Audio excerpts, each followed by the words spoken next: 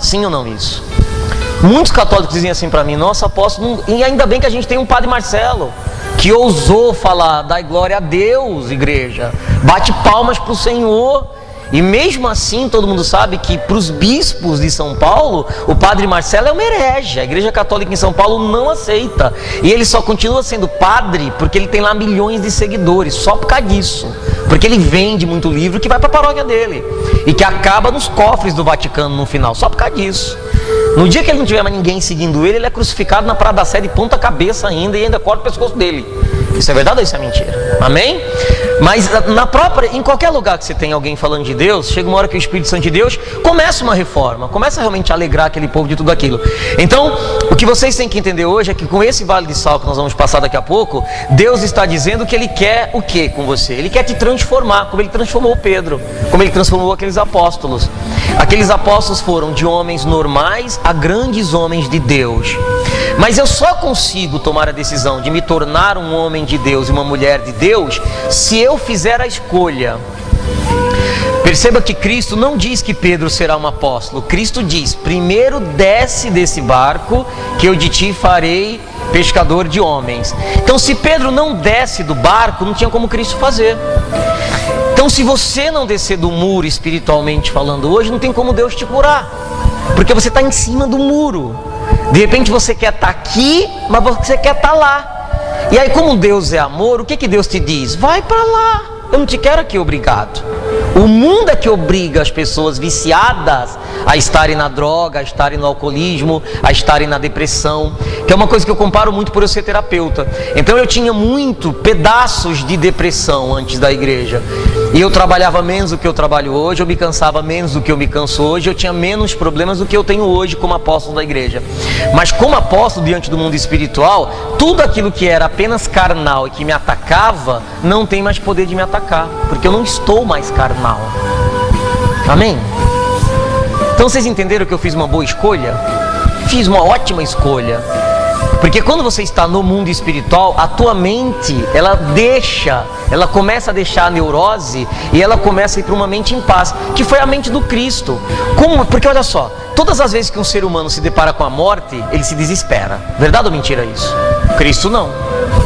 Na cruz, ele continuava em paz.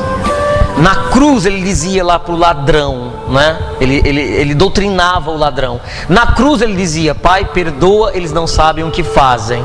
Então na cruz ele mostrava que nem a morte, quando você está na espiritualidade, tem poder sobre você. Que na verdade nada de maléfico tem poder contra você. Amém de novo?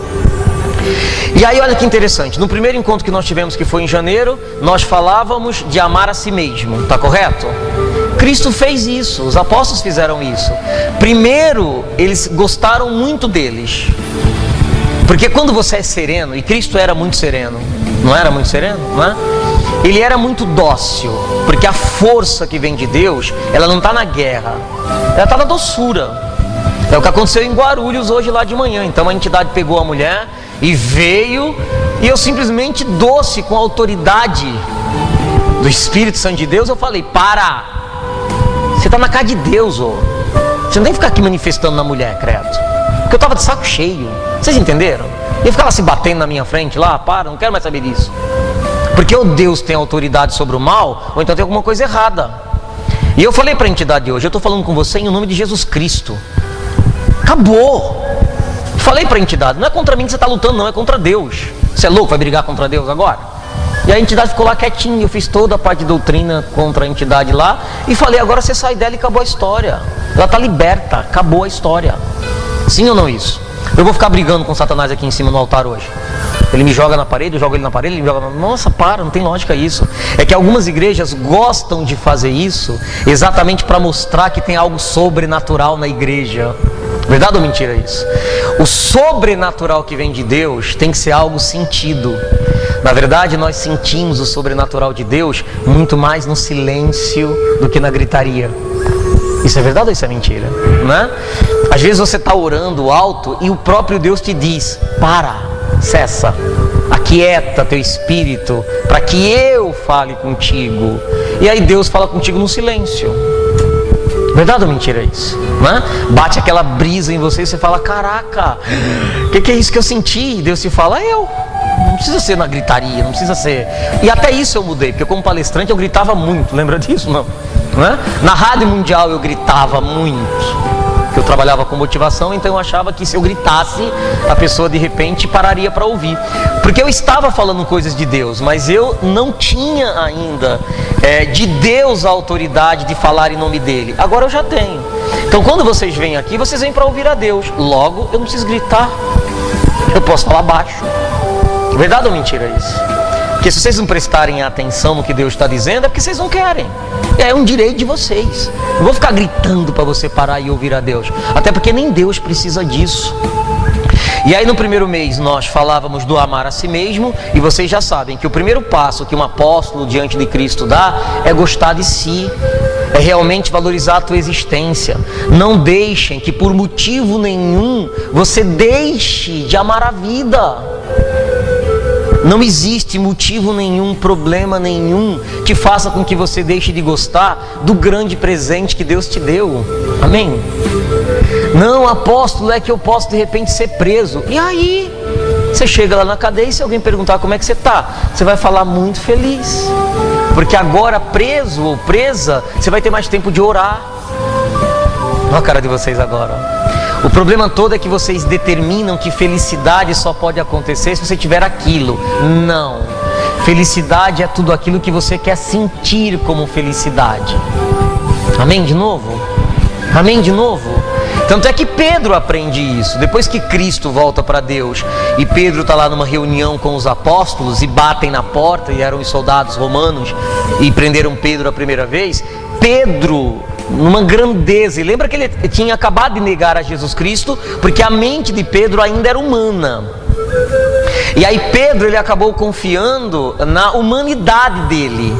Então quando Cristo diz assim, Pedro, toma cuidado porque Satanás está ao teu redor e o pecado bate à tua porta, Pedro diz para Jesus, nunca te servirei até a morte.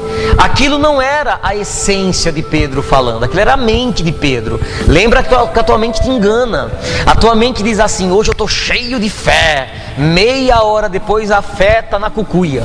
Verdade ou mentira isso? Porque é humano, não é espiritual. E é por isso que Cristo já perdoa Pedro. E quando Pedro nega Cristo a terceira vez e o galo canta, a Bíblia diz que Cristo olhou de uma forma muito amorosa para Pedro. E o olho de Cristo bateu no olhar de Pedro, como se Cristo dissesse, você é humano. Então quando eu te avisei de Satanás, eu sabia que você estava vendo a mensagem que eu te passei como humano. Por isso que você não entendeu. Isso também significa que hoje aqui vocês não devem traduzir esta palavra que Deus manda para vocês através do estado humano, mental e emocional. Porque senão daqui a pouco isso some. Quem tem que absorver a luz da palavra de Deus é o Espírito. Porque a carne não vai entender. Não é papel da carne entender o Espírito. Como não é papel do Espírito entender a carne. Amém de novo ou não? A carne, ela quer comer. O Espírito quer jejuar. Isso é verdade ou isso é mentira?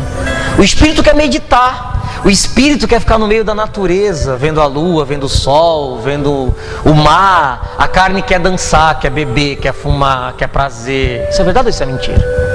Amém? Tanto é que a Bíblia diz, né? Não mistura carne com sangue com espírito. Sangue é sangue e espírito é espírito. Só que aí Pedro, ele vai para o espírito daí depois da morte do Cristo, né? Depois da crucificação e depois da ressurreição. E quando os soldados batem na porta, ele já recebe do Espírito Santo de Deus a mensagem: você vai ser preso. Mas não tem problema nenhum, porque lá na prisão eu estarei contigo. Aí olha só, o que adianta você não estar preso sem Deus? Você está escravo do mesmo jeito. O que Pedro aprendeu é que, estando preso com o Espírito Santo de Deus, ele estava muito mais livre do que aqueles supostos livres que não conheciam ainda a palavra de Deus. Foi isso que Nelson Mandela fez para suportar 29 anos de prisão. Nelson Mandela, na consciência, não estava preso. Ele era um homem muito mais livre do que eu, muito mais livre do que vocês. Amém? E aí Pedro é encarcerado. E aí na hora que ele chega naquela prisão, ele senta no lugarzinho lá e já começa a orar. Porque ele está em paz. Não é aquelas grades que tira a paz dele. Ele está em Deus. Ele está sob o Espírito Santo de Deus. Nada o deprime, nada tira a sua paz de espírito. E aí quando chega no meio da noite, o anjo de Deus abre aquilo, né, abre lá aquela porta e diz para Pedro: já deu, vamos embora. E os soldados todos dormiam. Ó. Você acha que Deus não tem poder de adormecer o teu inimigo? Pensa. Tem ou não tem? Tem. Deus, ele tem o poder do teu inimigo, se for um assaltante, por exemplo, atirar e a bala simplesmente não sair do cano do revólver. Tem ou não tem? Fala uma verdade. Tem ou não tem? Tem. É óbvio que tem. Claro que tem. Tanto é que os soldados dormiam. E aí isso bate, e agora nós temos o segundo encontro, que foi o encontro da fé, que foi o mês passado, lembra? Então mês passado nós aprendíamos que é impossível sem fé agradar a Deus. Então primeiro você gosta de você, depois você tem fé, e hoje a gente dá o terceiro passo. Então se alguém que está aqui não deu o primeiro passo, que é o amar a si próprio, e não deu o segundo, que é a busca da fé, depois fala com as nossas ministras aqui, que elas trazem um CD gravado lá para vocês, com o que foi dito nos outros últimos meses, para vocês não perderem. E nós vamos juntos uma vez por mês até dezembro, amém? Você vai dizer para Deus: Pai, nem que seja uma vez por mês, eu vou buscar a Tua palavra, eu vou buscar a Tua face, eu vou buscar o Teu conhecimento, porque eu quero me tornar como um apóstolo daquele.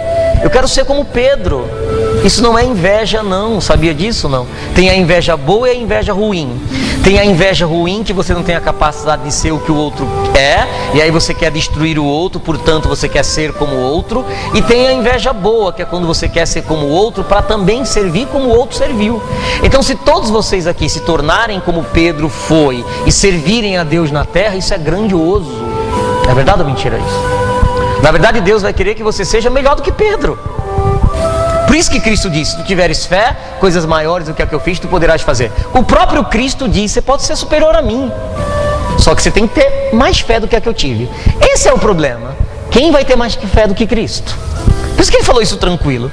Muitos estudiosos falam assim: ele é maluco, como é que ele disse: se tu tiveres fé, coisas maiores do que a que eu fiz, tu poderás fazer? Porque Cristo colocou um obstáculo entre isso. Se tu tiveres fé, coisas maiores do que a que eu fiz, tu poderás fazer. A pergunta que a gente faz é: hoje nós temos fé? A fé dura enquanto não soltar um leão ali na porta. Ó. Se soltar um leão ali na porta, ou chegar alguém armado e falar: quem for cristão eu vou atirar na cabeça, vocês iam ver que a boca de vocês ia abrir na hora e falar: sou cristão não. Aqui é uma igreja cristã, eu achei que era do Candomblé. Nossa, que equívoco. Não é aqui que eu tenho que estar não, na hora. A gente só sabe quando passa por isso, sim ou não isso, né? E aí o próximo passo que nós vamos dar não vai ser dado aqui. Vai ser dado no ginásio da Portuguesa, no dia 22 de abril. Eu fiz uma oração a Deus, porque a nossa igreja está precisando de recursos, até para reformar as próprias igrejas, porque aqui já tem uma energia muito forte de Deus. Tem ou não tem? Tem, muito forte. Tanto é que lá fora está mais calor do que aqui. É interessante que aqui parece que tem uma brisa espiritual, que até o calor aqui não é tão grande. Porque hoje eu cheguei e Deus falou assim: fica lá fora e entra, fica lá fora e entra. Eu falei: que é isso? Você vê que como eu estou aqui, lá fora está mais quente do que aqui. Amém? Tem algo de sobrenatural que Deus está produzindo aqui. Porque Deus dizia na revelação dessa igreja que todas as pessoas que passassem pela porta da igreja seriam curadas. E eu tenho fé, eu tenho a convicção disso. Amém? E Ele está fazendo. Só que aí eu comecei a olhar e eu falei para Deus: nossa, falta pintar a igreja, falta colocar em nome de Jesus Cristo aqui atrás, falta colocar a placa lá na frente, falta colocar aqueles negocinhos de gesso para separar essa cor de baixo da cor de cima, falta fazer um púlpito aqui para adorar a Deus, enfim, falta um monte de coisa. E eu fiz a lista lá para nossa ministra. Só que a igreja aqui não tem dinheiro. A igreja aqui não tem nem dinheiro para pagar o primeiro aluguel, que daqui a pouco vai estar vencendo. Eu acho que é no dia 15 que vence. Hoje é que dia? Vixe, passou 2 dias. Mas como está no final de semana, então a gente tem que pagar os 6 mil reais aqui na próxima segunda-feira, ou seja, depois de amanhã. E não tem um centavo. Ou eu vou ter que pegar da igreja de São Paulo, ou usar o dinheiro que vocês ajudarem hoje a igreja, por um exemplo. Porque fechar nós não podemos, sim ou não isso? Porque durante muito tempo o povo da região de Osasco me pedia para a gente estar aqui.